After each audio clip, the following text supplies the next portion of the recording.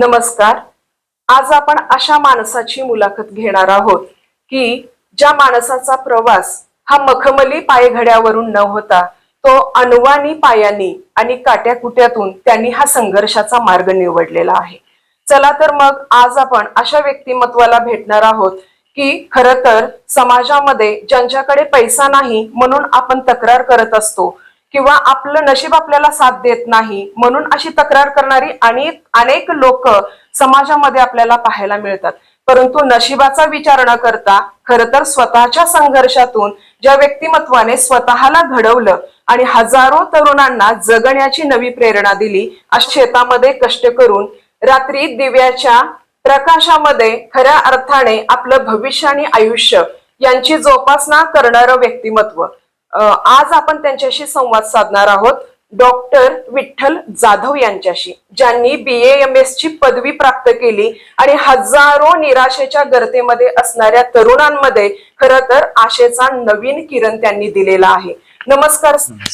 खरं तर आपल्या जीवनाचा जर प्रवास पाहिला तो अनवाणी पायांनी आपण केलेला आहे, संघर्षातून आपला हा प्रवास आपण केलेला आहे. पण नेमकं हे डॉक्टर बनण्याचं जे स्वप्न होतं, हे स्वप्न आपल्याला कधी पडलं? मी डॉक्टर विठ्ठल जाधव, सिद्धेवाडी या छोट्याशा गावात माझा जन्म झाला. गरीब कुटुंबात माझा जन्म झाला. माझे आई वडील शेतात काम करत होते. स्वतःची शेती फार तुटपुंजी. आई वडिलांना शेतीचा जास्त छंद, त्यामुळं बैल आणि बैलाला घेऊन शेतीची मशागत करणं ही आमचे वडील सकाळ सूर्योदयापासून सूर्यास्तापर्यंत त्यांचं शेताची मशागत करणे हेच काम होतं.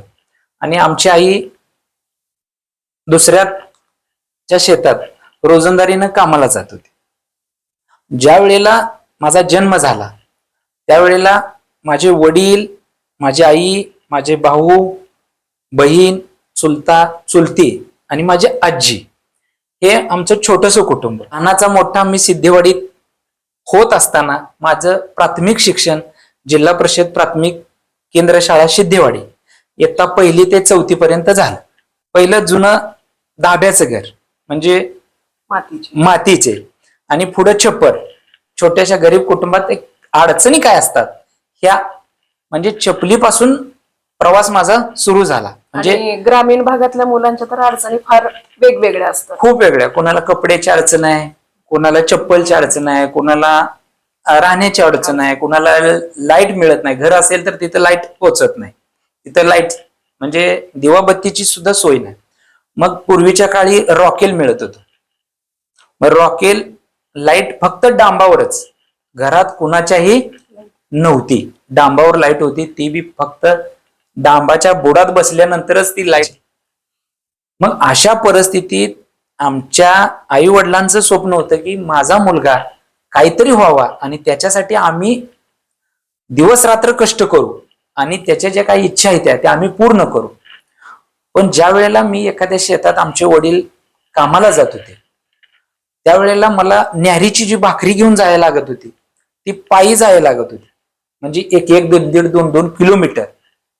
सायकल 1 रुपयाला भाड्याने मिळत होती त्यावेळी, पण 1 रुपया सुद्धा आमच्याकडे नव्हता. अशा परिस्थितीत मग 10 रुपयाची चप्पल आणायची कुठून? त्यावेळेला मी पायी चालत वडिलांच्या भाकरी द्यायला, आईच्या भाकरी द्यायला लोकांच्या शेतात जात होतो. त्यावेळी वाटणी जाताना मी एकच विचार करत होतो, जो डोक्याला उन्हाची तीव्रता लागते याचा माझ्या डोक्यात कधी विचार आला नाही. पायाला चटके बसतात याचाही मला कधी विचार आला नाही. माझे आई वडील असल्या उन्हात काम करतात आणि त्यांच्यासाठी मला वेळेत जाऊन भाकरी कशा पोच करता येतील याचा मी त्यावेळी विचार करत होतो की जेणेकरून आपल्यासाठी जो व्यक्ती काम करतोय आणि पार पाडतच मी लहानाचा मोठा झालो. त्यांच्या आज्ञेच्या बाहेर कधीही वागलो नाही. आई वडिलांचे जर संस्कार चांगले असतील तर तो मुलगा भविष्यात कधी वाया जात नाही. त्याच पद्धतीनं एखाद्या आई वडिलाच्या पोटी एखादं अपत्य हे उत्कृष्ट जन्माला येण्यासाठी आई वडिलांचे सुद्धा गुण उत्कृष्टच असावे लागतात. मी माझ्या आई वडिलांना सर्वात मोठा गुरु माने. कारण त्यांना जी परिस्थिती ज्या परिस्थितीला ते झगडत आले, ती परिस्थिती मी डोळ्याने पाहिली. मला लहान भाऊ, एक छोटी बहीण बी होती अर्चना, आणि छोटा भाऊ दत्ता. जी माझी लहान बहीण होती, तिला बोलता येत नव्हतं. या सगळ्या गोष्टी लहानपणी मी माझ्या बहिणीच्या केल्या. म्हणजे बहिणीची देखभाल तुम्ही केली. बहिणीची देखभाल, मुख्या बहिणीकडे बघून आई वडिलांचं अपार कष्ट बघत मी जसा लहानाचा मोठा झालो, त्यावेळेला ठरवलं की मुख्या माणसांसाठी मला काहीतरी करायचं आहे. ही एक त्यातून माझ्या म्हणजे कायम मनाशी खुणगाट मी बांधली की मुख्या कोणी असो, मुका असो, बहिरा असो, अंध असो, अपंग असो, अशा व्यक्तीसाठी मला काहीतरी करायचं आहे. मग मला त्यावेळी प्रेरणा मिळाली. ती माझी एक गुरुच म्हणा. कारण मला प्रत्येकाला प्रेरणा जो देतो, मग तो कोण वाटसरू असो, प्रेरणा देतो. मग एखादा भिकारी सुद्धा प्रेरणा देतो. आपल्याला तर देवाने सर्व गुण संपन्न, सर्व अवयवांनी युक्त दिलेलं आहे. ह्या गोष्टी आपण त्यांच्याकडून सुद्धा शिकलं पाहिजे. तसं माझ्या लहान बहिणीकडून मी हे शिकलो की या लोकांकडं की यांच्यासाठी सुद्धा, ह्यांच्या पायात सुद्धा देव आहे आणि यांच्यासाठी सुद्धा आपल्याला काहीतरी भविष्यात करायचं आहे. म्हणजेच त्यांच्या दुःख किंवा त्यांना होणारी वेदना, या वेदनेची कुठेतरी जाणीव जी आहे ती तुमच्या अंतर्मनाला ती सलत होती आणि मनामध्ये तुम्ही तो विचार पक्का केला की मला काहीतरी ह्या लोकांसाठी कार्य करायचं आहे. बरोबर. जसं संत तुकोबारायांनी म्हटलेलं आहे की शुद्ध बीजापोटी फळे रसाळ गोमटी. म्हणजे तुमच्यावरती तुमच्या आईचे, वडिलांचे संस्कार असतील किंवा त्या परिस्थितीची जाणीव तुमच्यामध्ये निर्माण झाली आणि मनामध्ये कुठेतरी तुम्ही असा विचार केलात की मला काहीतरी करायचंय. बरोबर आहे. पण हे मेडिकलचं किंवा हे वैद्यकीय जे शिक्षण आहे, हे शिक्षण घेणं हे एका शेतकऱ्याच्या मुलासाठी खरं तर हे सोपी गोष्ट नाहीये. कारण ती मोठ्या लोकांची खऱ्या अर्थाने ते वैद्यकीय शिक्षण घेण्याची पात्रता किंवा क्षमता ज्यांच्याकडे पैसे आहेत अशी लोक ती पूर्ण करू शकतात. परंतु तुमची जी परिस्थिती होती ती शेतकरी कुटुंबातली होती आणि त्यातल्या त्यात परत आर्थिक चणचण सुद्धा कुटुंबाला होती. अशा परिस्थितीमध्ये हा वैद्यकीय शिक्षणाचा जो काही खर्च आहे, तो खर्च तुम्ही कशा पद्धतीने पेलला? आम्ही अभ्यासात बी होतोच, आई वडिलांची सेवा करण्यात ही तेवढंच होतो. आणि 1965 ला जवाहरलाल नेहरू हायस्कूल सिद्धेवाडी याची स्थापना झाली. मग आज मला असं लोकांना सांगावं असं वाटतंय, मला खूप मोठ्या मनानं सांगावं असं वाटतंय की 1965 नंतर आमची बॅचच आतापर्यंतची की जी ह्या सिद्धेवाडी हायस्कूलचे तिन्ही मुलं डॉक्टर झाले. एक मुलगा इंजिनियर झाला जो ऑस्ट्रेलियात आज उच्च ठिकाणी आहे. मला असं सांगायचं की शाळा छोटी नसते, तिथले गुरु छोटे नसतात. गाव जरी पूर्ण अशिक्षित असेल किंवा आई वडील जरी अशिक्षित असतील, तर तुम्ही ज्या वातावरणात वाढताय, तुम्हाला जे गुरु लागतात त्या प्रत्येक गुरुकडून काहीतरी घेऊन, कोणती तरी प्रेरणा घेऊन आपण काहीतरी केलं पाहिजे. मॅडम असं सांगायचंय की एवढ्या छोट्या कुटुंबातनं येऊन आता मला 1 रुपयाची ऐपत नाही आणि पंढरपूरला त्या काळी रूम भाड्याने घ्यायची झाली तर 300 रुपये लागायचे आणि मेस घे लावायची असेल महिन्याला तर 350 रुपये लागायचे. त्यावेळेला माझी कागदपत्र घेऊन केबीपी कॉलेजवर गेलो, ऍडमिशन घेतलं. ऍडमिशन घेतल्यानंतर मी माझ्या आईला सांगितलं, वडील माझे 3री शिकलेले, आईला लिहिता वाचता येत नाही, आजीला बी लिहिता वाचता येत नव्हतं. तुम्हाला जर आई वडील जर प्रामाणिकपणे प्रत्येक गोष्ट सांगतील, हा 1 रुपया मी तुझ्यासाठी इथून आणलाय, त्यावेळेला प्रत्येक मुलांनी एक डोक्यात ठेवलं पाहिजे, ह्या 1 रुपयाचं आपण काय केलं पाहिजे. म्हणून मी प्रत्येक गोष्ट, मग वडील दिवसभर कष्ट करून आलेले, खूप दमलेले असायचे. मग त्यांना चहा पाणी झालं का ते जेवण करून झोपणार. मग त्यांना पैशाची आपण सांगणं म्हणजे भीतीच. मग त्यामुळं मी माझी प्रत्येक अडचण मी माझ्या आईपाशी सांगायचो. माझी आई म्हणजे सगळ्या गोष्टी ऐकून घ्यायची. पंढरपूरला आलो त्यावेळेला पंढरपुरी, मग मी तुम्हाला रूम आणि मेसचं सांगितलं. मग मी आईला रात्री इथून गेल्यानंतर झोपताना मी म्हणलं, आई ताई आपल्याला आता मला शिकायचं तर आहे, मला गुरुजी व्हायचं आहे, सर व्हायचं आहे, प्राध्यापक व्हायचं आहे, इंजिनियर व्हायचं आहे, डॉक्टर व्हायचं आहे. ही 12वी झाल्यानंतर आहे, बरोबर. पण मला तिथं 2 वर्ष राहावं लागेल. 2 वर्ष राहण्यासाठी मला महिन्याला 700 रुपये कमीत कमी खर्च आहे, तो मेस आणि रूम भाडं. मग हे देऊ कुठून?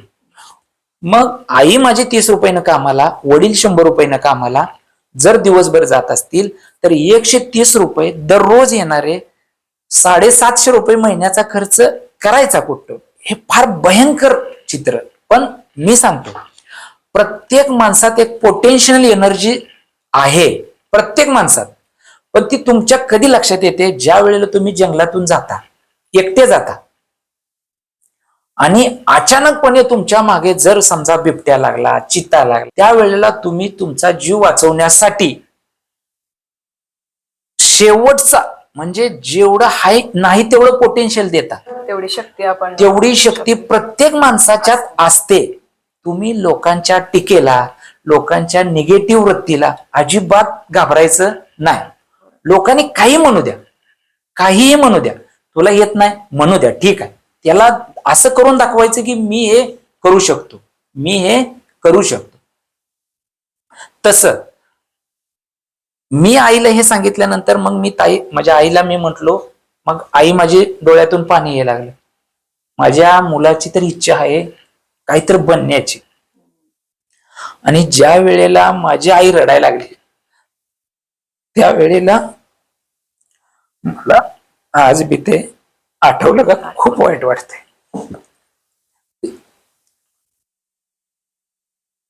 ज्या वेळेला रडायला लागली त्यावेळेला माझ्या डोळ्यातून सुद्धा पाणी आले. मग माझ्या आईला मी एकच सांगितलं, तू काय ताई काळजी करू नको, कारण तुमच्या पोटी जन्म घेतलेला हा विठ्ठल आहे ना, माघारी नाही सर. काही होऊ दे, समाजानं किती नावं ठेवू दे, मी माघारी सरणार नाही. मग मी ताईला सांगितलं की मी कुठंतरी काम बघतो. मग आमच्या पाहुण्यातलेच डॉक्टर मुकुल भोसले सर, जे MS सर्जन आहेत, पंढरपूर तालुक्यात खूप प्रचंड मोठी ख्याती आहे त्यांची वैद्यकीय क्षेत्रात. मी डॉक्टरकडे गेलो, पण डॉक्टरला सांगितलं नाते सरकुलीचा असं तसं, आजी वगैरे असं तसं. मग म्हणलं मला शिकायचं आहे आणि मला KBP ला ऍडमिशन मिळाले, मला काहीतरी व्हायचंय, मी तुमच्या दवाखान्यात काम करतो आणि मला फक्त जेवणाचीच तेवढी अडचण आहे, राहण्यासाठी तुम्ही दवाखान्यात आहे, मी कुठेही झोपू शकतो. जर ठेवून घेतलं तर माझं शिक्षण होईल, नाही ठेवून घेतलं तर मला कुठेतरी असं काम करावं लागेल. मग डॉक्टर मुकुल भोसले सरांनी 2 मिनिटाच्या आत कुठलाही म्हणजे विचार न करता मला म्हणले, ठीक आहे आपल्यातलाच आहे, तो शिकतोय, तुला कुठली अडचण आली तर आपण ती पूर्ण करू. मग डॉक्टरनी सांगितलं मला एक वरच्या 3ऱ्या मजल्यावर एक रूम दिली. मला म्हणले तिथं तू राहा, ज्या वेळेला तुला काम सांगेल किंवा काम लागेल. खरं तर ज्यांचा प्रामाणिक उद्देश असतो किंवा शुद्ध हेतू असतो, त्यावेळेला किती जरी आपल्या जीवनामध्ये संकट आली किंवा विविध आव्हाने जरी आली तरी अशी एखादी कुठली तरी शक्ती असते जी आपल्या पाठीची असते आणि आपल्याला ती अशा संकटाच्या वेळेला मदत करते. तसं भोसले डॉक्टर तुमच्या या संकटाच्या वेळेला ते धावून आले. अगदी अगदी देवासारखं. म्हणजे आपण म्हणतो ना, आपण अंध, अपंग, मूकबधीर यांची जर सेवा केली तर तुम्हाला कोण ना कोणतरी तुमच्या अडचणीसाठी देव पाठवतोच. मग डॉक्टरांनी ते माझं पालकत्व स्वीकारलं, त्यांच्यापाशी राहिलो, 2 वर्ष चांगला अभ्यास केला. चांगला अभ्यास केल्यानंतर मला D.Ed ला पहिल्या यादीत एकतपूरला ऍडमिशन मिळालेलं होतं. मी तिथं जाऊन सुद्धा फॉर्म भरून घेतला होता. पण पुन्हा असं लक्षात आलं की D.Ed केल्यानंतर आपण समाजाची सेवा करू शकतो, लहान मुलं शिकवू शकतो, प्रत्येकाचे कुटुंबातलं एक घडवू शकतो. पण शेवटी 1ली ते 4थीचं शिक्षण हे काय प्राथमिक ते काय विद्यार्थी घडवू शकतो, त्याला वळण देऊ शकतो, पण समाजासाठी एवढं त्याला प्राबल्य आपण देऊ शकत नाही. म्हणून माझ्या डोक्यात आलं की आपण काहीतरी अजून केलं पाहिजे. मग त्यावेळेला डॉक्टर मला म्हणले, जे आता ऍडमिशन मिळालेलं आहे ते घे, ते तू कर, प्राथमिक टीचर हो आणि लोकांची सेवा कर, ती सुद्धा सेवाच आहे. पण त्यात माझं मन रमत नव्हतं. म्हणजे मी ऍडमिशन म्हणजे फॉर्म भरला होता, पण मी घरी आल्यानंतर ज्या वेळेला आईला म्हणलो, मी प्रत्येक गोष्ट तिच्याशी टॅली करायचो, सांगायचो तिला मी असं झालंय ते झालंय, ती होईच म्हणायची फक्त. पण तिला डीएड काय माहित नव्हतं, गुरुजी हा विषय म्हणजे शाळेतला, पण त्याच्यासाठी लागणारं शिक्षण क्वालिफिकेशन ही तिला दादाला काही माहित नव्हतं. मग मी पुन्हा डॉक्टरांकडे गेलो. डॉक्टर म्हणले तू काहीतरी डोक्यात विचार घेऊ नको, कर तू मी सांगतोय ते कर. पण नाही. मग मी म्हणलं मी पुन्हा सीईटीची तयारी करतो, मेडिकल एंट्रन्स देतो, मेडिकलला जातो, तुमच्यासारखंच डॉक्टर व्हायचंय मला, असं बघतो. अरे म्हणले त्याचा खर्च खूप मोठा आहे, तुझा राहण्या खाण्याचा प्रॉब्लेम येत आहे. त्याच्यानंतर ज्या वेळेला म्हणजे माणसाला एखादा इन्सिडेंट घडवतो, त्यातला एक छोटा इन्सिडेंट सांगतो. मी असं म्हणलो, सर म्हणले बरं ठीक आहे राहा 2 महिने, काय त्याला होते, आता 2 महिन्यानंतर मेडिकल एंट्रन्स आहे. मग मी म्हणलं तुमच्यापाशी नाही राहत, अभ्यासाला येतो इथं, पण मी डॉक्टर परिचारक सर जे मोठे परिचारक सर आहेत त्यांच्याकडे गेलो. सरांना म्हणलं मला एंट्रन्स द्यायचे आहे आणि माझ्याकडे पैसे नाहीत, जेवढा 1 तास 2 तास मला वेळ मिळतोय तेवढं तुमचं घरचं काम सांगा, मी काम करतो. मी परिचारक सरांकडे गेलो. सरांना बी माहित होतं, कारण 11वी-12वी मी त्यांच्यापाशी केलेली होती. सर मला म्हणले ठीक आहे, म्हण फावल्या वेळेत तू माझ्याकडे येत जा आणि माझं जे काय काम आहे ते मी तुला सांगतो. माझी आई सांगते, सरांची आई परिचारक सरांची, मी त्यांच्या घरी सुद्धा 1-2 तास काम केलेलं आहे. आणि सरांनी सुद्धा माझे कधीही पैसे घेतले नाहीत तासाचे, म्हणजे ट्युशन फी माझ्याकडं घेतलेली नाही. मग असे प्रत्येक वेळेला मला देवासारखे कोण ना कोणतरी भेटत आलं. फक्त तुमच्या वागण्यातला प्युअरिटी म्हणजे शुद्धता आणि प्रामाणिकता जर असेल तर तुम्हाला वाटेत पांडुरंग दिसल्याशिवाय राहत नाही. ही मी माझ्यावरून सांगतो, मी जगाचं नाही सांगत, पण माझ्यावरून सांगतो.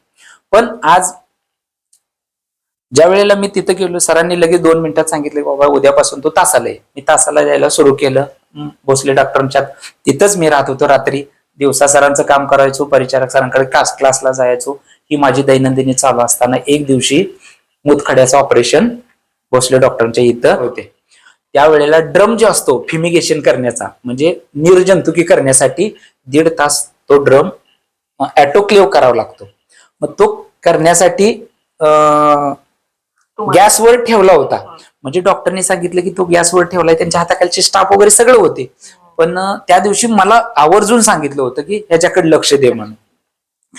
आणि आता दुर्दैव सांगायचं म्हणजे काय झालं, सरांकडे काम, परिचारक सरांकडे काम, दिवसभर माझं कामात आणि सायकल नव्हती माझ्याकडे.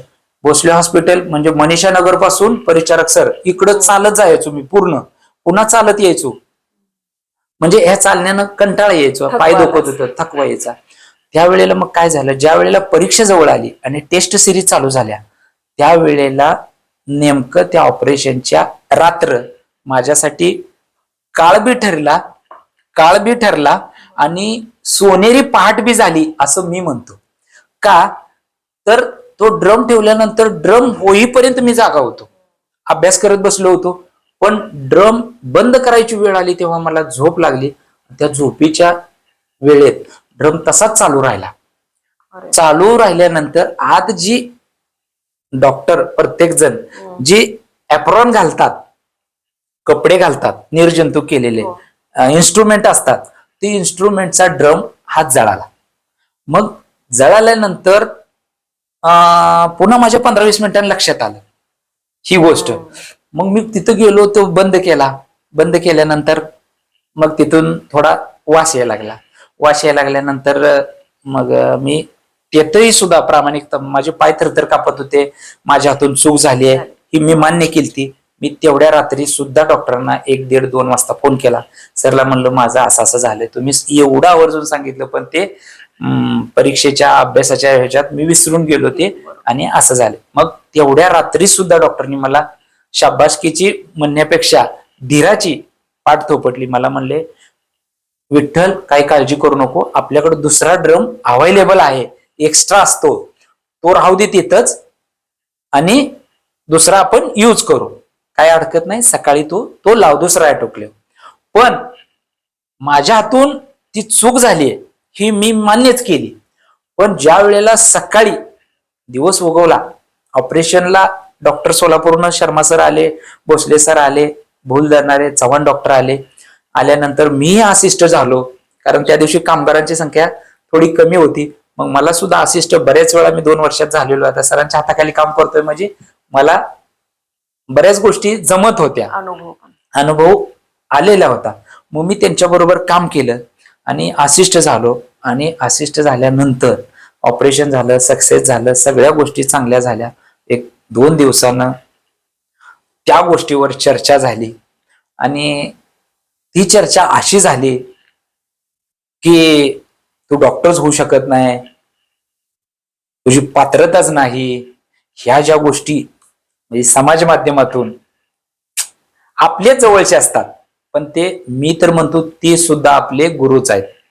जी लोक आपली पात्रता काढतात, जी लोक आपल्या पायाला बांधून ठेवतात आणि जी लोक आपल्याला नावं ठेवतात, ही लोक सुद्धा गुरु समानच असतात.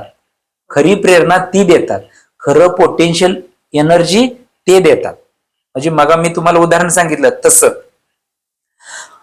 मला ते बोलणं इतकं इतकं मनाला लागलं की परिस्थितीपेक्षा पलीकडे जाऊन आता काही झालं तर मला डॉक्टर व्हायचंय, मला काही झालं तरी डॉक्टर व्हायचा, ही खुणगाट मी माझ्या मनाशी बाळगली. आणि ज्या दिवशी हॉस्पिटलची पायऱ्या उतरलो, त्या दिवशी मी पायऱ्या उतरत असताना मी माझ्या गुरूंच्या पाया पडलो. सर, मला माफ केलंय तुम्ही, तुम्ही माझे मरोस्तोर गुरुच असणार आहे, यात तिळ मात्र शंका नाही. पण या गुरुचं दर्शन आज जे घेतलंय, ज्या वेळेला मी दुसऱ्या वेळेला दर्शन घेऊन येईल त्यावेळेला माझ्या ह्या इथं बिल्ला लागलेला असेल डॉक्टर विठ्ठल शिवाजी जाधव. त्या दृष्टीनं मग मी पुन्हा प्रयत्न चालू केला. पहिला प्रयत्न माझा सीएटीचा सक्सेस झाला नाही. दुसऱ्या प्रयत्नात मी 187 मार्क घेऊन 200 पैकी सीएटीला पास झालो आणि अण्णासाहेब डांगे आयुर्वेदिक मेडिकल कॉलेज सांगली आष्टा येथे माझं ऍडमिशन झालं. त्या दिवशी तो प्रवास सुद्धा खूप बिकट, म्हणजे हा छोटा इन्सिडेंट हा बीएमएस ऍडमिशन मिळवून दिला. खर तर एखाद्या व्यक्तीच्या आयुष्यामध्ये एखादा प्रसंग जो आहे तो त्या प्रसंगाच्या माध्यमातून किंवा त्या प्रसंगातून माणसाच्या आयुष्याला खरी कलाटणी मिळते असं म्हटलं जातं. अगदी आणि 100%. तशीच कलाटणी तुमच्या आयुष्याला सुद्धा या प्रसंगाच्या माध्यमातून मिळालेली आहे. आणि वैद्यकीय शिक्षणासाठी तुम्ही पात्रता परीक्षा सुद्धा पास केलेली आहे. आता ही वैद्यकीय परीक्षा तुम्ही पात्र झालात, प्रवेश घेतलात तुम्ही सांगली येथे वैद्यकीय महाविद्यालयामध्ये. पण खरं तर असं म्हणतात की आई आणि वडील हे खरं तर त्या पाल्याचे किंवा त्या मुलाचे हे पहिले गुरु असतात असं म्हटलं जातं. मग तुमच्या ह्या यशामध्ये तुमच्या आई वडिलांचा किती मोठा वाटा आहे किंवा या संघर्षाच्या काळामध्ये त्यांनी तुम्हाला कशा पद्धतीचं बळ दिलेलं आहे? मी तुम्हाला सुरुवातीला सांगितलंय, माझे आई वडीलच माझे गुरु आहेत, माझी परिस्थिती ही माझे गुरु आहे.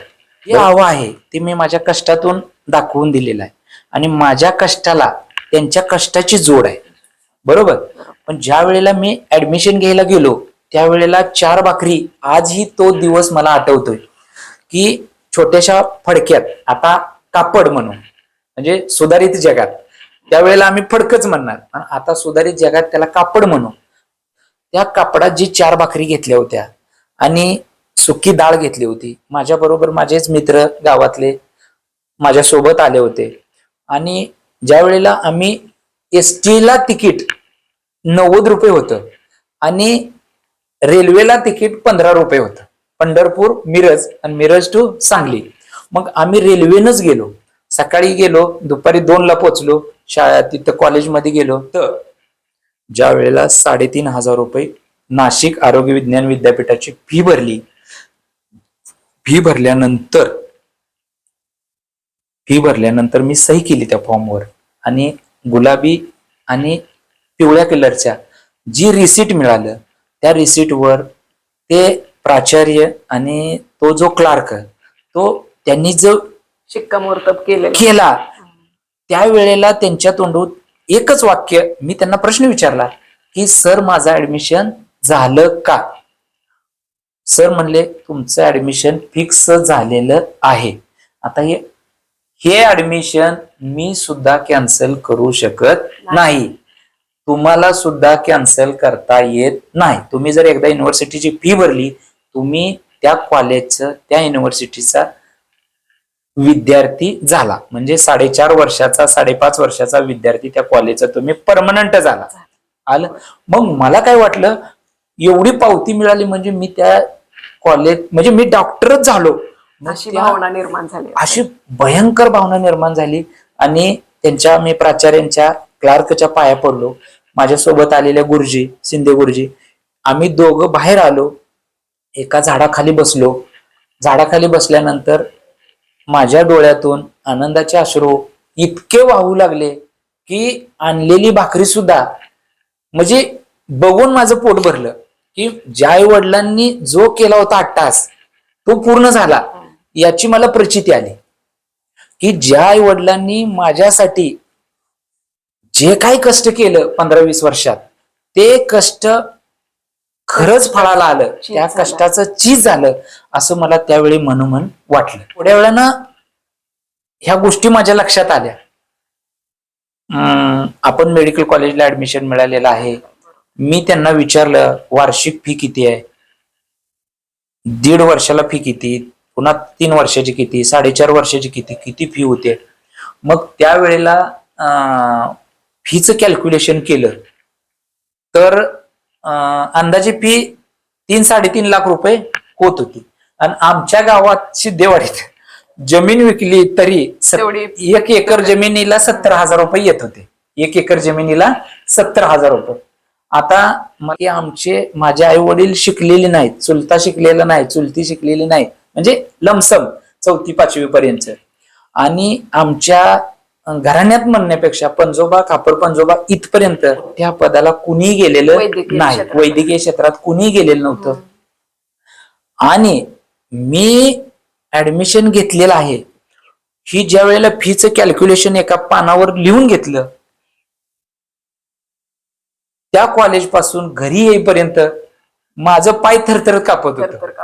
म्हणजे एक मन मला म्हणत होतं की आपली परिस्थिती, विठ्ठल तू डॉक्टर आहेस, तू डॉक्टर झालायस.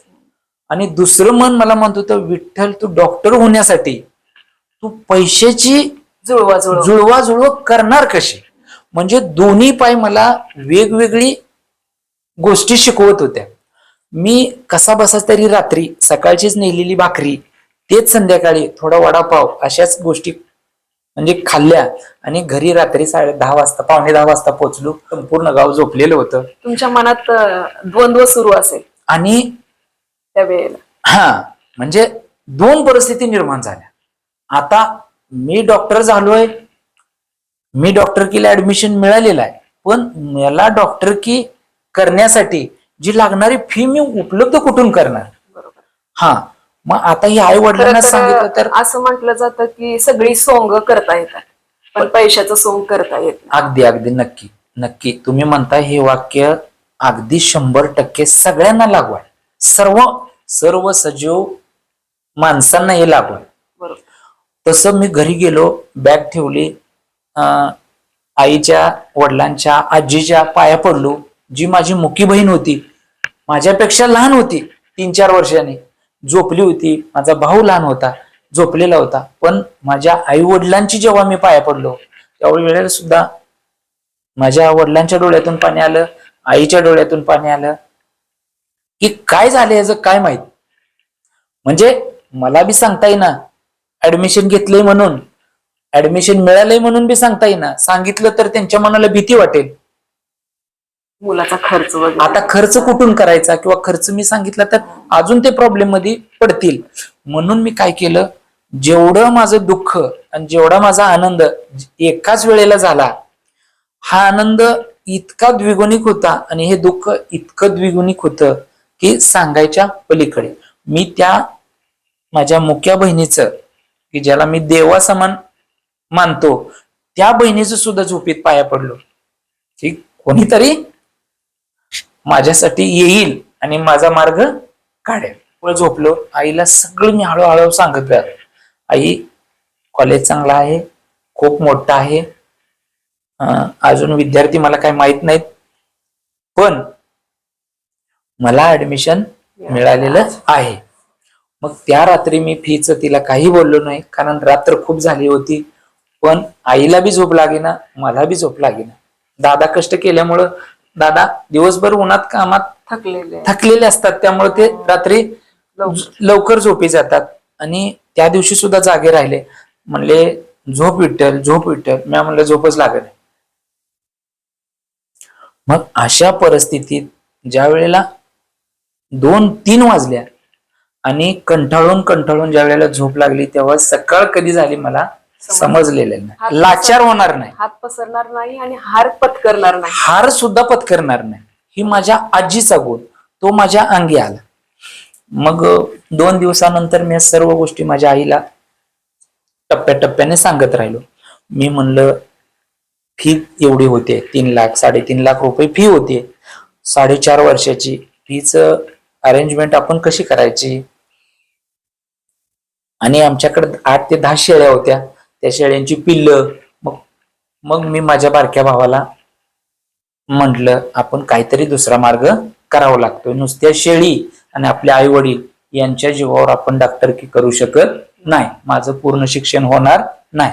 खरं तर सर, तुमचा हा जो प्रवास आहे तो फारच बिकट आणि संघर्षातून असेल किंवा वेगवेगळी संकट, आणि सगळ्यात महत्वाचं संकट होतं ते आर्थिक संकट. खूप मोठं. आणि ह्या आर्थिक संकटाचा तुम्ही सामना करत करत अनेक पर्याय तुम्ही शोधले किंवा कुटुंबाने तुम्हाला साथ दिली. मला असं विचारावंसं वाटतं, खरं तर तुम्ही तिथपर्यंत पोहोचलात, तो प्रवास काही साधा सोपा नाही. आजच्या मुलांना सुद्धा हे जाणून घ्यायचं आहे की नेमकं तुम्ही अभ्यासाचं नियोजन कशा पद्धतीने करत होता. ज्या वेळेला दिवसा काम करणे, हे आता हॉस्पिटलला असेल तर दिवसा काम करत होतो आणि रात्री अभ्यास करायचो. काम जे काही हॉस्पिटलचं असेल त्यावेळेला रात्री काम संपवून रात्री अभ्यास करायचो. घरी आई वडिलांना मदत करायचो आणि त्यावेळेला रात्री दिव्यावर अभ्यास केलेला आहे. संपूर्ण म्हणजे पूर्ण गावाकडचं माध्यमिक शिक्षण हे संपूर्ण दिव्यावर झालेलं आहे. त्यावेळेला लाईट कोणाकडेच नव्हती, म्हणजे गावातच नव्हती. ठराविक 4-5 जण जे गडगंज श्रीमंती म्हणतो किंवा 5-10 एकर बागायतदार आहेत, त्यांच्या घरी थोडी एखादी दुसरी लाईट होती, बाकीच्यांकडे डांबावरच दिवे लागत होते. त्यावेळेला मेडिकल कॉलेजला गेलो, त्यावेळेला आता तिथली तर परिस्थिती म्हणजे आनंद बी तेवढाच होता, दुःख बी तेवढंच होतं. कारण मेडिकल कॉलेजला तुम्हाला असं भीती होती का की बाबा आता मी नवीन ठिकाणी जातोय, नवीन महाविद्यालयामध्ये माझा प्रवेश झालेला आहे आणि मी तर एक ग्रामीण भागातला मुलगा आहे, तो न्यूनगंड असा तुमच्या मनामध्ये निर्माण झालेला होता का? किंवा मग तसा जर न्यूनगंड तुमच्यामध्ये निर्माण झाला असेल तर त्या न्यूनगंडावरती तुम्ही कशा पद्धतीने मात केली? ज्या वेळेला मेडिकल कॉलेजला माझं ऍडमिशन झालं आणि 10 दिवसांनी मी ज्या वेळेला कॉलेज चालू झालं त्यावेळेला कॉलेजला गेलो, त्यावेळेला मला पहिल्यांदा सांगितलं की कॉलेजची फी भरावी लागेल, प्रथम वर्षाची फी भरावी लागेल. मग मी त्यांचे त्यावेळेचे जे प्राचार्य आहेत, त्यावेळेचे जे क्लार्क होते आणि कॉलेजचे संस्थापक आदरणीय अण्णासाहेब डांगे साहेब, हे आपल्या विठ्ठलाला खूप मानणारे होते, खूप मानणारे. आणि माझं बी नाव विठ्ठल होतं. मी त्यांच्या जाऊन पाया पडलो, प्राचार्यांच्या पाया पडलो आणि क्लार्कच्या सुद्धा पाया पडलो. मी म्हणलं माझे आई वडील शेतात काम करतात आणि मला 4 पैसे पाठवतात. ज्या वेळेला एखादं शेळीचं कुकरू, एखादं बोकड विकावं, त्यावेळेलाच मला माझे इथले सुद्धा मेस, हॉस्टेल आणि जी काही ट्युशन फी, लायब्ररी फी काय असेल ती फी आणि तुमची फी कॉलेजची द्यावी लागेल. मग मी जर एकदम एवढे पैसे आणले तर त्यांना सरांना सर्व परिस्थिती माझी घरची सांगितली. त्यांनी सुद्धा माझ्यावर विश्वास ठेवला की बर ठीक आहे, म्हणले काय अडचण नाही, पण टप्प्याने भरावीच लागेल. त्यांनी स्पष्ट सांगितलं होतं. त्यामुळं ठीक आहे भरतो मी म्हणलं, त्यांना शब्द दिला, विश्वास दिला आणि मी माझं दैनंदिनी चालू केलं. माझ्या वागण्यात जो प्रामाणिकपणा होता, जो सरळपणा होता, जो संस्कारीपणा होता, तोही मी तिथं दाखवला. जो पंढरपूरला इथं दाखवला होता जो गावात दाखवला होता तोच सुद्धा तो मेडिकल कॉलेजमध्ये मी दाखवला. पण आज मला मॅडम असं सांगावं असं वाटतंय की संपूर्ण मेडिकल कॉलेजमध्ये पॅरागॉन चप्पल वापरणारा हा विठ्ठल डॉक्टर होता आणि बाकीचे सगळे बूट घालत होते. आणि मेडिकल कॉलेजला म्हटल्यानंतर डिसिप्लिन आलं, शिस्त. म्हणजे शिस्त, स्वच्छता आणि नीटनेटकेपणा ह्या सगळ्या गोष्टी मेडिकल कॉलेजला असतातच. म्हणजे कॉलेज नंतर तुम्ही कोण आहे हे कॉलेज नाही विचारत, पण कॉलेजच्या टायमिंग मध्ये हे तुम्ही एक आदर्श डॉक्टर, आदर्श देवमाणूस उद्याचं बनणार आहे. त्यामुळे तुम्हाला जे डिसिप्लिन पाळावे लागणार आहे ते त्या कॉलेज जीवनात तुम्हाला पाळावेच लागतील. तुमची घरची परिस्थिती काय आहे, तुम्ही कोण आहे हे मॅटर करत नाही. त्यामुळे मी इथून जाताना सुद्धा, कॉलेजला जाताना सुद्धा 2-3 बोकडं विकल्याशिवाय मला तिकडे जाताच येत नव्हतं. ही प्रथमता. तिथं गेल्यानंतर ज्या वेळेला मी कॉलेजमधील चाललो त्यावेळेला ज्यांना हॉस्टेल फी भरता आली नाही त्यांनी तात्पुरती कुठेतरी ऍडजस्ट व्हायचं. त्यांच्या बेडवर एक 8-10 दिवस, 15 दिवस, महिनाभर सांगतात कॉलेज की तुम्ही तोपर्यंत इथं ऍडजस्ट व्हा, तिथे ऍडजस्ट व्हा. ज्यावेळेला तुमची फी होईल, हॉस्टेल फी भरली जाईल, त्यावेळेला तुम्हाला सेपरेट कॉट दिला जाईल, सेपरेट रूम दिली जाईल. त्या एका रूम मध्ये 3 विद्यार्थी असतात आणि प्रत्येक कॉलेजला, काही कॉलेजमध्ये हॉस्टेलला 2 कॉट असतात, काही कॉलेजमध्ये एका रूम मध्ये 3 कॉट असतात. मग आमच्या हॉस्टेलला 3 कॉट होते. आणि आजही मला खूप अभिमानानं सांगावं असं वाटतंय, खूप अभिमानानं. म्हणजे त्यांचा मला खूप अभिमान बी आहे आणि गर्व बी आहे. अगदी माझ्यासारख्या एकदम गरीब छोट्या कुटुंबातून आलेल्या मुलाला सुद्धा मातृत्वाची, पालकत्वाची, मित्रत्वाची जी भावना लागते आणि द्यावी लागते, असे माझे प्रशांत गरड नावाचा सोलापूरचा एक मित्र, प्रदीप लांडगे नावाचा कोल्हापूरचा महे म्हणून गाव आहे तिथला मित्र, आणि सागर तवर नावाचा मुंबईचा मित्र, असे 3 मित्र लाभले की त्यांना खरोखर माझी परिस्थिती कळली की बाबा हा पंढरपूरचा विठ्ठल जाधव हा खूप गरीब आहे आपल्या बॅचमध्ये आणि याला आपण सांभाळून घेतलं पाहिजे. की त्यांच्या मनात ज्या वेळेला भावना निर्माण झाली त्यावेळेला त्यांनीच कॉलेजमध्ये तुम्हाला साथ दिली. कॉलेजमध्ये क्लार्कला सुद्धा सांगितले की सर ह्याला आम्ही आमच्या रूम मध्ये घेतो आणि ह्याचं काय जे लागतंय ते आम्ही आमच्या पद्धतीनं जे आमच्या परीनं पुरवता येईल ते पुरवतो. म्हणजे आता मेडिकल कॉलेज डॉक्टर म्हणल्यानंतर प्रत्येकाचा वेगळाच व्ह्यू असतो स्वतःकडे बघण्याचा, समाजाचा त्याच्याकडे बघण्याचा. पण त्यावेळेला त्या 3 मित्रांनी सुद्धा मला मोठा भाऊ म्हणून असं समजा, मला त्यांनी 4था बेड, एका रूम मध्ये 3 बेड बसत असताना सुद्धा 4था बेड टाकायला उपलब्ध करून दिला. मला देवासारखे ते 3 मित्र भेटले, क्लार्क भेटला, संस्था प्रमुख अण्णासाहेब डांगे, हे तर देवासारखे मला ते भेटले. त्यांनी सुद्धा असं म्हणतात की आपण ज्या वेळेला एखादी गोष्ट किंवा एखादं ध्येय आपण ठरवतो आणि त्या ध्येयाच्या दृष्टिकोनातून आपण ज्या वेळेला वाटचाल करायला लागतो त्यावेळेला काही लोक आपल्याला सहकार्य करणारे सुद्धा भेटतात आणि तितकेच आपल्याला अडथळे निर्माण करणारी सुद्धा लोक आपल्या आयुष्यामध्ये खूप जण भेटतात. म्हणजे एखादा पुढे जात असेल तर खेचणारी लोक खूप असतात, पण पुढे घेऊन जाणारी लोक काही ठराविकच असतात. असा काही अनुभव तुम्हाला आलेला आहे? ज्या वेळेला मेडिकल कॉलेजला आपण गेलो, फी भरायचा प्रॉब्लेम यायला लागला, मग मी 15-15 दिवस इथे यायचो, गावाकडे यायचो, मग रोज रात्री रडायचो, आईपाशी सांगायचो, आई बी रडायची, पण पैसा आणायचं कुठनं? तुम्ही मगा म्हणला सगळं सोंग करता येते, पैशाचं करता येत नाही, मग हाय सांगायचं कोणाला? आमची आजी तर म्हणायची जमिनीचं काय करायचं नाही, आपल्या वडील उपार्जित आहे, बरं जमीन विकली तर आम्ही खायचं काय? हा भीषण परिस्थिती.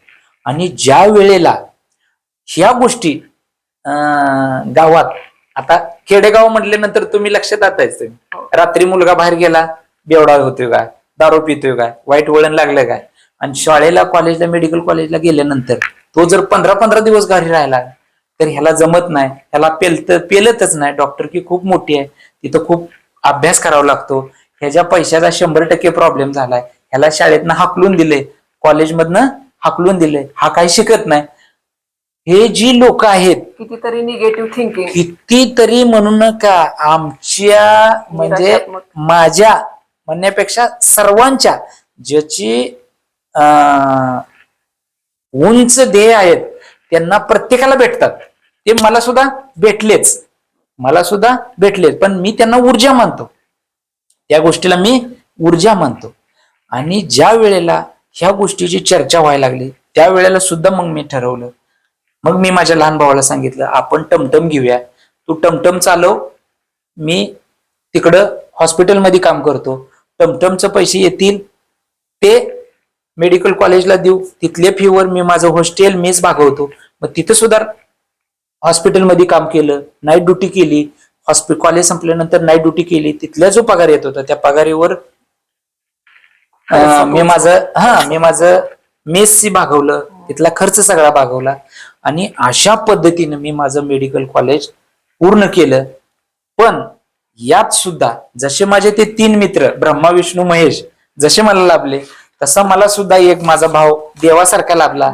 आई वडील एवढे श्रेष्ठ लाभले, आजी माझी कणखर बाण्याची सुद्धा मला लाभली, आणि दैवत्वाचं रूप असलेली माझी छोटी मुकी बहीण सुद्धा मला लाभली. ह्या सर्वांनी, पण एक सांगतो तुम्हाला, याच्यातून दुःख झालं तर तुम्हालाच भोगावं लागणार, आणि सगळ्यात जास्त आनंद झाला तर तो तुम्हालाच होणार, हेही लक्षात ठेवा. तुम्ही यशाच्या सर्वोच्च शिखरावर गेला, IAS IPS झाला, डॉक्टर झाला, तरी सर्वात जास्त आनंद कोणाला होत असेल तर तुम्हालाच.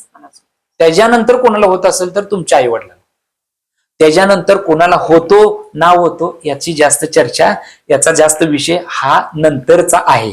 तुमचा चांगला जर काळ असेल तर लोक तुमच्याबद्दल चांगलं बोलतात, आणि समजा तुमचा संघर्षाचा किंवा असा एखादा अशी वेळ असते की जिथे लोक साथ सोडून सुद्धा जातात, आणि आपल्या प्रती किंवा आपल्या कर्तव्याप्रती असेल, किंवा तुमची जिद्द असते, तुमची प्रेरणा असते, किंवा काहीतरी करण्याची जी धमक असते, त्या संदर्भात देखील लोक संशय घ्यायला लागतात. अगदी अगदी. पण त्या गोष्टीकडे आपण लक्ष न देता तुम्ही तुमच्या ध्येयावरती लक्ष केंद्रित केलात, अगदी, म्हणून तुम्ही इथपर्यंत पोहोचलेले आहात.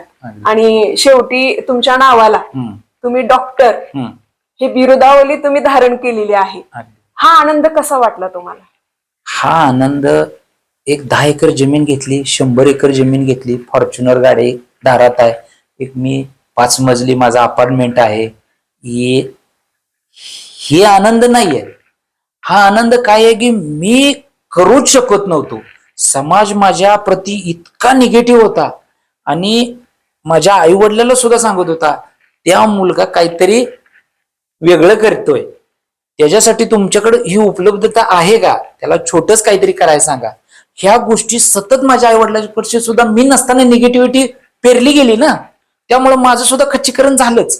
पण मी त्यातनं सुद्धा माझ्या आई वडिलांचं मन मोडलं नाही. परिस्थितीची जाणीव होती, आई वडिलांच्या कष्टाची सुद्धा जाणीव तुम्हाला होती, त्याच्यामुळे तुमच्या समोर त्या गोष्टी समोर होत्या की बाबा हे ह्यांचं जे कष्ट आहे, किंवा ह्यांना वेगवेगळ्या समस्याला सामोरे जावं लागतंय, ह्याच्यातून खऱ्या अर्थाने जर आपल्याला पर्याय शोधायचा असेल तर शिक्षण फार महत्वाचं आहे. खूप महत्वाचं आहे, खूप महत्वाचं. तुम्हाला जर समाजातल्या प्रत्येक गोष्टीला जर उत्तर द्यायचं असेल तर तुमच्यातली पोटेन्शियल एनर्जी जागृत करणं गरजेचे आहे.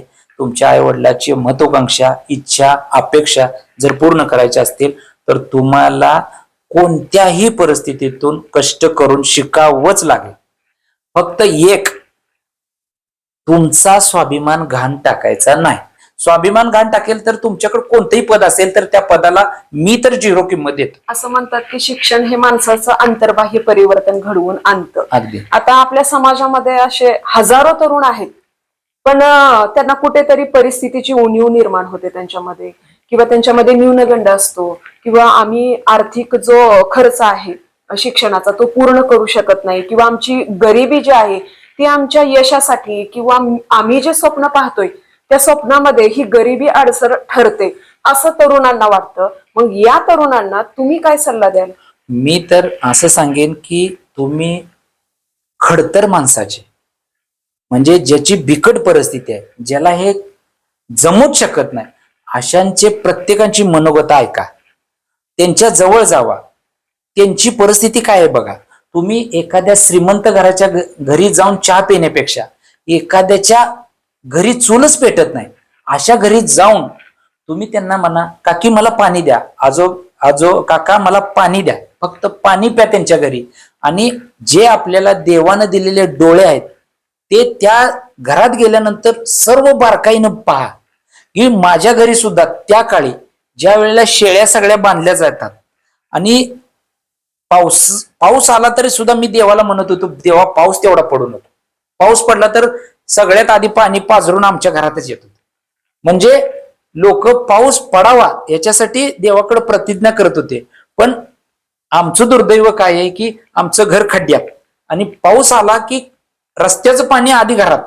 म्हणजे अशा छप्परही फाटले, आभाळही फाटले आणि छप्परही फाटले, म्हणजे आमची झोपडी बी फाटलेली. म्हणजे अशा परिस्थिती म्हणजे प्रत्येक ठिकाणी दोन परिस्थिती निर्माण होत होत्या. म्हणून मला प्रत्येकाला असं सांगावं असं वाटतंय की तुम्ही एखाद्याला मदतच करायची तर ती फार गरीबातल्या गरीब व्यक्तीलाच करा, श्रीमंताला मदत करू नका. म्हणजे तरुणांना तुम्हाला हे सांगायचं आहे की कुठल्याही गोष्टीचा बाऊ न करता, अगदी, किंवा कुठल्याही संकटाचा बाऊ न करता, संघर्षाचा बाऊ न करता, किंवा मी हे करू शकत नाही असा हा जो न्यूनगंड असणारे हजारो जे तरुण आहेत त्यांना संकटावर स्वार कसं व्हावं हे बळ तुम्ही तुमच्या या शब्दामधून देत आहात. आता खरं तर तुम्ही शेतकऱ्याचे एक पुत्र आहात. तुमचं शेतीशी आणि मातीशी नातं हे एक ऋणानुबंधाचा जो धागा आहे तो आपल्या नाळेसारखाच तो जुळलेला आहे. जसं आपल्या आईचं नाळेशी नातं आपलं जुळलेलं असतं तसं आपल्या या शेतीशी, ह्या मातीशी आपली ही नाळ जुळलेली आहे. मग आता तुम्ही डॉक्टर आहात, कधी या मातीशी संबंध तुमचा येतो का? तेच तुम्हाला मी अगोदर सांगताना एक सांगितलं की माझ्याकडे जिद्द माझ्या आजीकडून, माझ्या आई वडिलांकडून इतकी प्रचंड आली. आता या गोष्टीतून तुम्हाला एक सांगतो, खरं तर तुमची ही मातीशी नाळ जी आहे ती तुमच्या बोलण्यातून स्पष्टपणे जाणवते, किंवा तुम्ही एक शेतकरी पुत्र आहातच आणि हे सर्व काही तुम्ही लहानपणापासून पाहत आलेला आहात. तरी सुद्धा मातीशी असणारा ऋणानुबंध तुमचा आहेच. पण ह्या माती बरोबरच ह्या मातीतील माणसांसाठी असणारा विचार तुमचा काय आहे? ह्या माणसासाठी आता कसं आहे, वेळेला मी डॉक्टर झालो आणि ट्रीटमेंट द्यायला लोकांची सुरू करायला लागलो, त्यावेळेला मी माझ्या आज डॉक्टरांची संख्या बी खूप झालेली आहे, आजारांची संख्या सुद्धा खूप झालेली आहे आणि दवाखान्याचे खर्च सुद्धा आवाक्याच्या बाहेर गेलेले आहेत. हे ज्या वेळेला लहानपणी मी पाहिलेलं आहे समाजाचं की आज एखादं छोटं ऑपरेशन करायचं असेल तर जमीन विकावी लागते, पुन्हा कोणातून कर्ज काढलेलं आहे ते फेडण्यासाठी घर घाण ठेवायला लागते. ह्या गोष्टी ज्या आहेत ह्या लहानपणापासून माझ्या डोक्यात आहेत. म्हणून मी डॉक्टर झाल्यानंतर माझ्या लेटर पॅडवरच मी असं लिहिलंय की अंध, अपंग, मूकबधीर देशाचे सैनिक आणि ज्या आई वडिलांना मुलं नाहीत, म्हणजे मुलगा बी नाही आणि मुली बी नाहीत, अशा निराधार माता पालक यांच्यासाठी मी असेपर्यंत मोफत ट्रीटमेंट देत आलेलो आहे, इथनं पुढे सुद्धा देत राहणार आहे. हा समाजासाठी डॉक्टर म्हणून की लोक सर्व समाज डॉक्टरांना देव मानतो, मग देवासारखंच एक छोटस काम आपल्या हातून घडो म्हणून मी माझ्या या समाजातील लोकांसाठी मी निस्वार्थ सेवा करणार आहे, करत राहणार आहे. आपल्याला ज्या परिस्थितीतून जावं लागले, आपल्याला कोणतरी दैवासारखं साक्षात्कार झालेला आहे, कुणीतरी आपल्याला मदत केली, म्हणून आपण सुद्धा कोणासाठी तरी काहीतरी केलं पाहिजे, धावून गेलं पाहिजे. या ना त्या कारणाने आम्ही त्या समाजसेवेसाठी स्वतःला झोकून देत आहे आणि मरेपर्यंत आम्ही दोघं असो, अजून आमच्यात जर कोण सामील झाला तर त्यांनाही आम्ही सोबत घेऊ आणि समाजासाठी, तळागाळातल्या लोकांसाठी, ज्या लोकांना लोक म्हणतात की ह्याच्या घरातला होऊ शकत नाही उद्धार, अशा घरच्यांचा उद्धार करण्यासाठी पांडुरंगाने आम्हाला पाठवलं असेल, आम्हाला ज्या अर्थी मदत केलेली आहे त्या अर्थी आम्ही सुद्धा समाजासाठी काहीतरी करू या भावनेतून आजपर्यंत करत आलेलो आहे. भविष्यातही आम्ही मरेपर्यंत या गोष्टी करणारच आहोत. खरं तर सर तुमच्या बोलण्याच्या माध्यमातून किंवा तुमच्या बोलण्यातून असं स्पष्टपणे जाणवतंय जसं आपला हा पंढरीचा पांडुरंग आहे, तो 28 युगे विटेवरती कमरेवरती हात ठेवून उभा आहे. तो कोणासाठी? तर समाजासाठी. दीनवाणे जे लोक आहेत किंवा दुःखी लोक आहेत, कष्टी लोक आहेत, त्या दुःखाचं, त्या कष्टाचं निवारण करण्यासाठी हा पंढरीचा पांडुरंग जसा विटेवरती हा 28 युगापासून उभा आहे. आणि तुमच्या नावात ही विठ्ठल, तुमचं नाव ही विठ्ठलच आहे. म्हणजे तुम्ही या समाजाच्या सेवेसाठीच हे जे काही तुम्ही BAMS ची किंवा हे जे काही डॉक्टर डॉक्टरेट तुम्ही मिळवलेली आहे, तर हे सर्वसामान्य लोकांसाठी, जनतेसाठी जे खरं तर अज्ञानाने, अन्यायाने किंवा दुःख, दैन्य याने पिचलेला हा जो समाज आहे, ह्या समाजासाठी किंवा ह्या तळागाळातील लोकांसाठी हे तुमचं जे काही कार्य तुम्ही करणार आहात त्यासाठी तुम्ही कटिबद्ध आहात, असं स्पष्टपणे तुम्ही या ठिकाणी म्हटलेलं आहे. खरं तर सेवा हा धर्म असं म्हटलेलं आहे. आणि डॉक्टर म्हटलं की एक प्रति परमेश्वर म्हणून डॉक्टरकडे पाहिलं जातं किंवा संपूर्ण समाज हा एका वेगळ्या रिस्पेक्ट तो डॉक्टरला देत असतो किंवा एक वेगळा आदर डॉक्टरच्या बाबतीमध्ये असतो की कुठे नाही जरी गेलो पण डॉक्टरकडे गेलो की आम्ही मात्र हे चांगले होऊ शकतो किंवा आम्ही जगू शकतो किंवा वाचू शकतो, ही भावना सर्वसामान्य लोकांची झालेली आहे. तर अशा पद्धतीचं तुमचं जे कार्य आहे, जे तुम्ही म्हणालात की ग्रामीण भागासाठी मी काम करणार आहे किंवा ज्या संकटातून, ज्या संघर्षातून खरं तर आपण ही भरारी घेतलेली आहे आणि सेवा हाच धर्म तुम्ही मांडलेला आहे, हीच सेवा तुमची यापुढेही निरंतर चालत राहू. खरं तर खूप छान मनमोकळेपणाने आपण आमच्याशी संवाद साधलेला आहे आणि तुमचा संपूर्ण जीवन प्रवास जो आहे तो सुख आणि दुःख यांनी भरलेला असा हा जीवन प्रवास आहे. परंतु सुखाबरोबर दुःख आणि दुःखाबरोबर सुख, खरं तर हे मानवी जीवनाचे दोन रंग आहेत आणि ह्या दोन रंगांना सोबत घेऊनच खरं तर आपल्याला ह्या समाजाचा पांडुरंग बनावा लागतो. आणि हीच भावना तुमच्या या आजच्या मुलाखतीच्या माध्यमातून खरं तर आम्हाला ती जाणवली आणि हजारो तरुणांना आपण प्रेरणादायी असा विचार आपल्या या मुलाखतीच्या माध्यमातून आपण सांगितलेला आहे. किंवा कुणाला असं वाटत असेल की मी हे काहीच करू शकत नाहीये, तर परिस्थितीचा बाऊ न करता त्या परिस्थितीवरती आपण स्वार होऊन स्वतःला कसं सिद्ध करू शकतो याचं उत्तम आणि मूर्तिमंत उदाहरण खरं तर सर विठ्ठल या नावामध्येच हे तुमच्या कर्तृत्वाकडे पाहून आम्हाला समजतं. असंच तुमचं कर्तृत्व हे व्यापक आणि विस्तारित होत राहावं.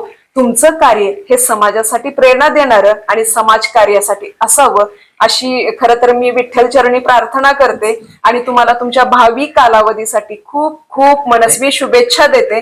आणि शेवटी मला एवढंच म्हणावंसं वाटतं की तुमच्या यशाचे अभिनंदन, तुमच्या यशाचे अभिनंदन, तुमच्या जिद्दीला लाख सलाम. क्षितिजावरती बांधा पताका, यश होऊ दे तुमचे गुलाम. तुमचे परिश्रम ध्येयासक्ती, वर्णाया मज शब्द अडे. तुमच्या यशाच्या राजपथावर लक्ष्मी घालील स्वतः सडे, लक्ष्मी घालील स्वतः सडे. खूप खूप मनस्वी धन्यवाद सर.